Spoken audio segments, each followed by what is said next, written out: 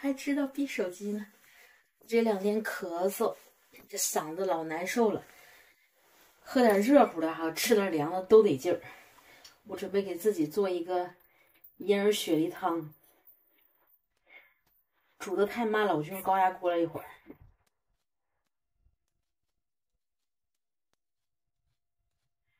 要是有纱布哈，小布包削下来这个皮，直接装那里一块煮了。我没有纱布了。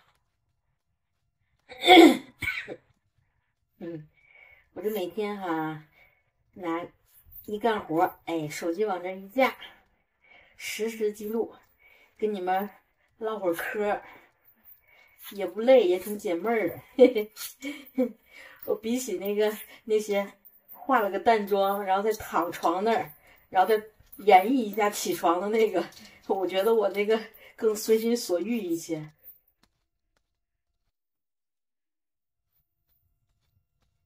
主要是我懒，你再让我演绎一遍，拉倒吧。还有这俩陪着，我是相当不闷呐。我发现这种去核器哈，比较适合穿透了的，直接一穿，要不你最底下插进去了，它不好拔出来呀。我刚用勺挖出来的，你像这种底下能给削掉的，哎，就可以挖成这种像碗一样的了，就这么地吧。我就用勺抠出来吧。就跟你们说一下它的适用范围。行。你要是削的多，怕氧化了，你就用盐泡一下。这高压锅我还一次没用过呢。粉丝问我你啥时候用啊？啥时候用啊？这就是自己买的好处，不用像接广告一样，你得给人家定期播完了，我想啥时候用啥时候用。啥时候能用上啥时候用。搁点冰糖。看这个银耳啊，就是咱们薅的那个碎银耳哈，我都没泡发，我就用温水，哎，浇上去之后，这干多了，你说这老多。这种明火的高压锅，我就是心里犯怵。但是之前那段时间吧，我就吃那个焖酥鱼吃的上瘾，我说自己做吧，还买回来还一次没用。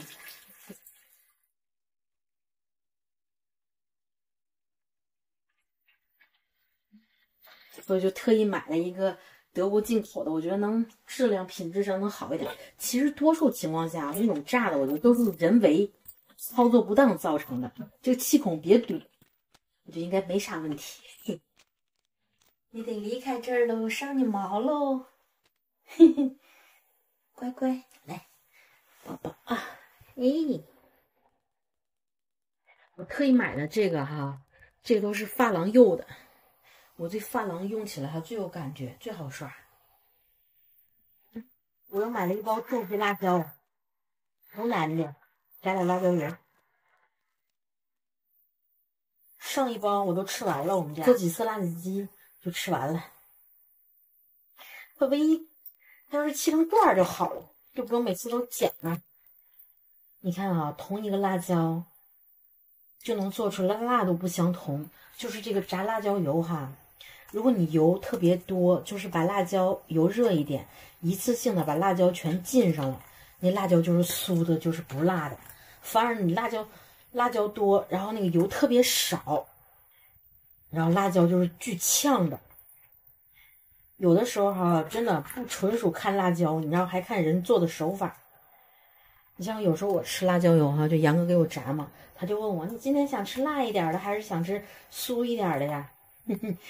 在我这儿好吃的标准就是要给我炸糊，火大的。我懒得熬油了，有洋葱有啥就直接炸就行。不拌凉菜的话，我只吃里面的辣椒，我爱吃这个辣椒，没啥区别。都炸料油的时候才有区别。我买了3次了，我觉得还挺好，这个辣椒。嘿，也来啦。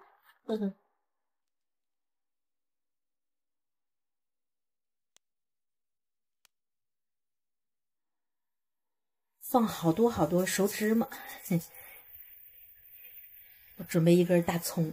杨哥每次现在给我炸辣椒油都要放葱，他以为我是爱吃里面放葱的。其实这个大葱哈，它的作用不是我特意放的，就是如果炸的特别糊的情况下，你没办法快速降温了，你就把葱啊姜啊，哎，茶里边就能快速降温了。拿个密封袋给杨哥装一半。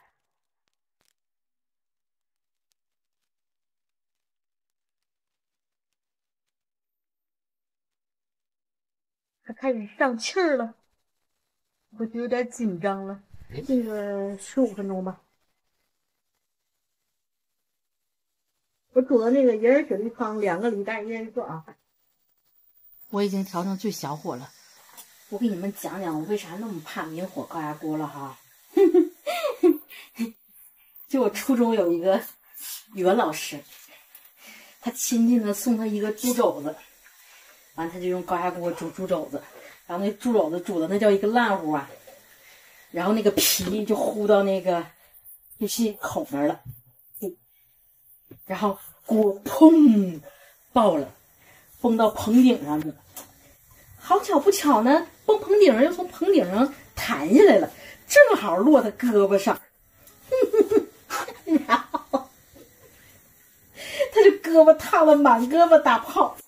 一讲起来，哎呀妈呀，我们这帮学生乐的都不行了，不是幸灾乐祸的乐哈，就觉得哎呀妈，这也太巧了。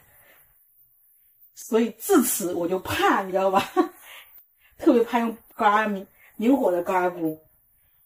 杨哥老说你怕它干啥？你只要那个孔不堵住了，你不煮粥，是不是没事儿？那我也不行。我这是下了多大决心啊，才买了一个明火的高压锅。因为电高压锅焖酥鱼它焖不出来，你知道吧？它那个汤收不了。哎，笑死我了！一讲起来就是猪肘子的故事。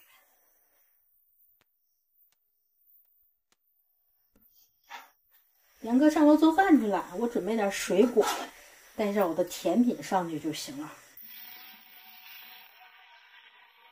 瞬间黑。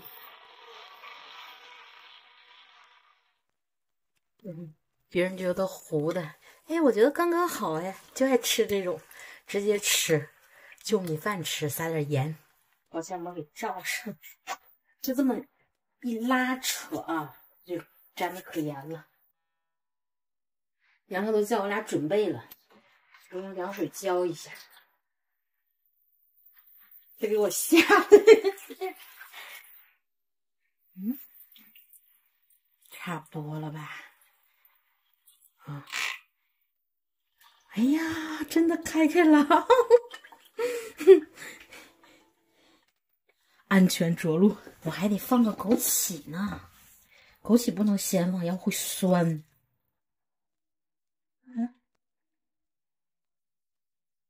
哎呀，枸杞也是薅的，一天天老能薅羊毛了。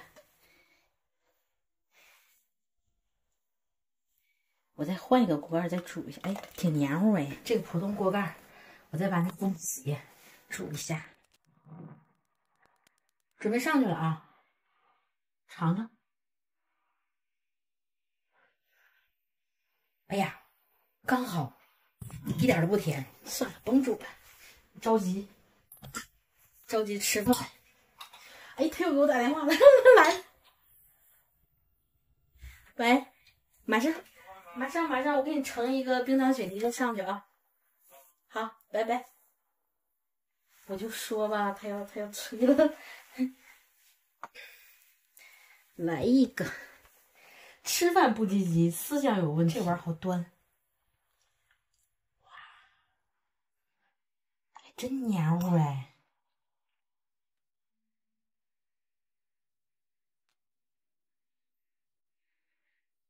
是不是可黏糊了？这感觉比那个养生壶熬4、5个小时都好哎！我第一次用明火高压锅煮银耳雪梨汤，成功完美。看啊，杨哥出了4菜，我也出了一个汤呢，银耳雪梨汤嘛，我还出了辣椒油，出了个蒜茄子呢。看起来卖相多好啊！看看我家傻儿子又玩啥呢？反正都是我给他买的，他要我就给他买，我都不知道是啥。奶包子是吗？真是啊。